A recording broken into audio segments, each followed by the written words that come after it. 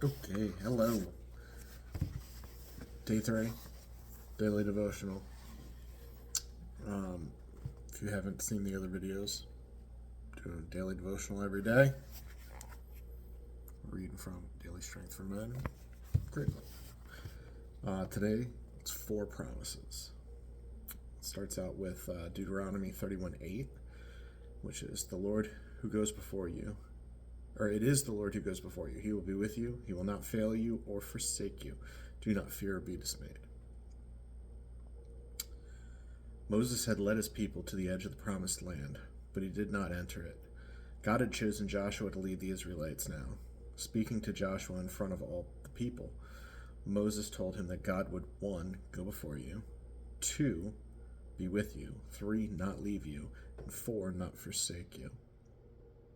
All 4 promises were important not just to Joshua, but to all the people of Israel. Going before, the inhabitants of the promised land did not want company. The Israelites would have to fight the entrenched residents and strong-walled cities. God would lead the way, just as he did when they escaped Egypt. Going with Joshua was a new leader whom God was asking to fill the shoes of a giant, Moses, who had led the Israelites for 40 years. Moses succeeded because God was with him every step of the way, instructing him and guiding him. Now God would go with Joshua, empowering him and to lead and giving success to him and his people. Not leaving at the first hint of trouble, the Israelites feared that God had abandoned them.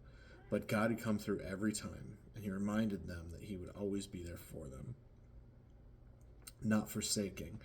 The Israelites had a hard time staying faithful to God. At Mount Sinai, even after God invited the Israelites to be his treasured people forever and showed them his power and glory, they told Aaron to make new gods because we do not know what has become of Moses. Exodus 32:1. But even when they were unfaithful, God did not forsake them. God will go before you. He will go with you. He will not leave you. He will not forsake you. So the 2 passages that are related for that would be Deuteronomy 31:7. Moses summoned Joshua and said to him, in the sight of all Israel, be strong and bold, for you are the one who will go with this people into the land the Lord has sworn their ancestors to give them, and you will put them in possession of it. It is the Lord who goes before you. He will be with you, and he will not fail you or forsake you. Do not fear or be dismayed. And also Joshua 1:1-5.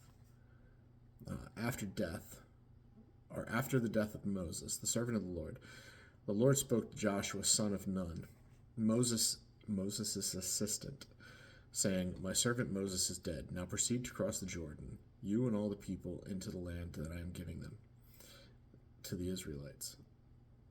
Every place that the sole of your foot will tread upon, I have given you, as I promised to Moses, from the wilderness and the Lebanon as far as the great river, the river Euphrates, and all the land of the Hittites, and the great sea in the west shall be your territory. No one shall be able to stand against you all the days of your life. As I was with Moses, so will I be with you. I will not fail you or forsake you. So the questions for reflection today, and again, I'm going to answer them in the video as opposed to the comments. Questions for reflection and application. What promises has God made you? How and when did he make them? And I feel that I've had God make me a lot of promises, some bigger, some smaller, some a little bit more vague than others. And I'm not necessarily vague, but I guess they have to, the full part of the plan is to come to fruition in order for you to understand it.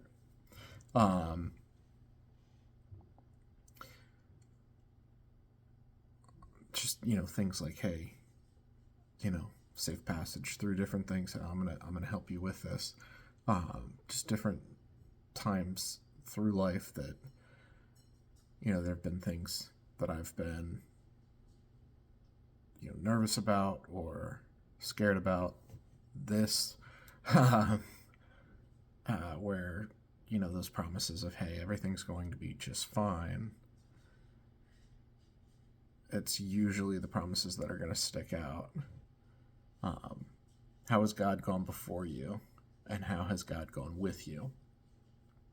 That I would need a little bit more thought into. God's gone with me in many, many facets of my life. Just different transitions, whether it be through work, through school, through life. I know that there are probably many times that God has gone before me, whether or not I've listened to him saying, hey, I've done this, don't do that, or I've seen this, don't do that, or I've seen this, definitely do that. That's a different story, but that's something I'll discuss in the comments as well. Give it a little bit more thought. Have you had a time in your life when it felt like God had abandoned you? Did he? If not, then why did it feel that way? What did you learn from that experience? I have definitely had times in my life, mostly when I was younger, even up until just different things that have happened within the last number of years, where you're mentally, as a human, you say, he's left me. There's no reason for him to care about somebody like myself.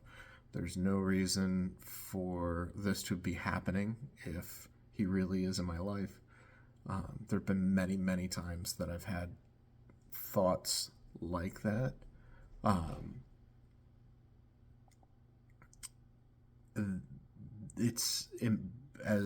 From the standpoint that I have now, I just don't believe it to be true. They say hindsight's 20/20. You look back on things and you're like, oh, that's why I went through that. Oh, that's why this happened that way. Even to certain pieces where you're just like, okay, you're telling me, you're leading me in this direction. You go into that direction. You're like, I have no idea why I'm here, and you're not answering me as to why I'm here, or why did this person leave my life? Why did it have to be that way for this person when they've never done anything bad? But all of the different pieces are there for a reason. And again, it's much, much easier to see after the fact, let the dust settle, and go back and say, oh, okay, well, I had to do that in order to get to this place, or I had to go through that in order to be stronger here. I had to pee on my way home, and I hit every red light because I'm lacking in the patience end, and I really need to learn to be patient. Or maybe I need to learn to prepare a little bit better and pee before I leave, as opposed to waiting till the last minute and trying to rush home. I don't think that he's never not there, nor, and again, as I go further and further into my faith, do I feel that the abandonment is a piece of it because of the fact that I no longer feel that I'm not worthy, which is a big piece, I know, for a lot of people that I've talked to, where they just feel, well, so-and-so is better, holier than thou. And I said, well, why would he care about me? He's got him. He doesn't have to worry about me. There's always somebody that's going to be better. He's got all of those people. Of course, he still cares. Do you feel closer to God now than you did 5 years ago? Or do you feel further away, and why? Definitely feel closer to God. There are times when I feel feel the opposite. There are times when I feel further away, but for a different reason than I used to. I used to feel further away from God because I wasn't being a good Christian, was not reading, was not living in the Spirit, I wasn't going to church consistently, things like that. That's one way of, knowing that you're not as close to God as you'd like to be. God's always there, though. He doesn't just go away because you decide you don't want to be there. He's always there waiting for you to turn back around.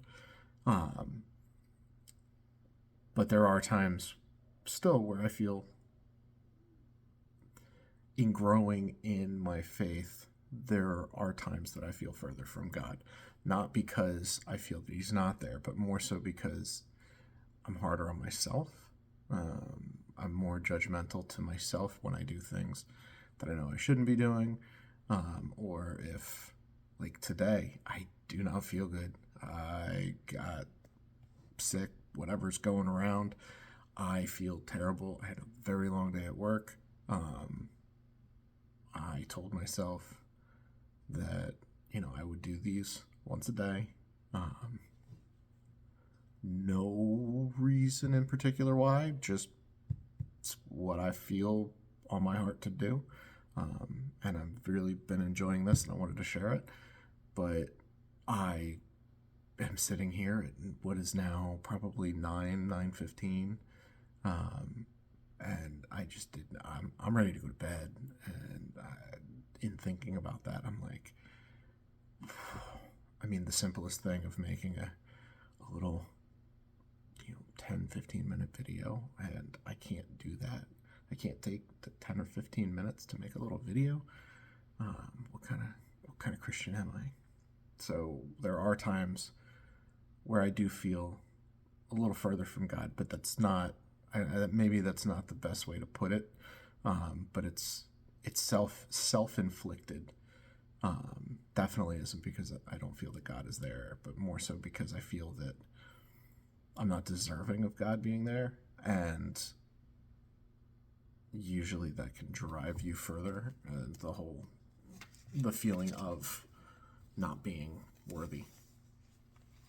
But from what I know, and again, I'm still learning in my faith, I invite any comments, questions. If I can answer them, great. If people want to have a discussion, that would be amazing. I don't have all the answers. I'm happy to, listen to what's out there and, take everything and have a discussion. But yeah, I know he is. That's one thing that I do know. I know that he's definitely there, and that he ain't going anywhere regardless. Not unless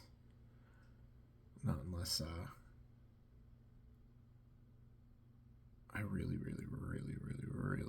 decide to go away from my faith. But that would take a lot more than anything I could possibly think of, ever possibly do. Anyway, that's all for me for the evening. I'll have another one up for tomorrow.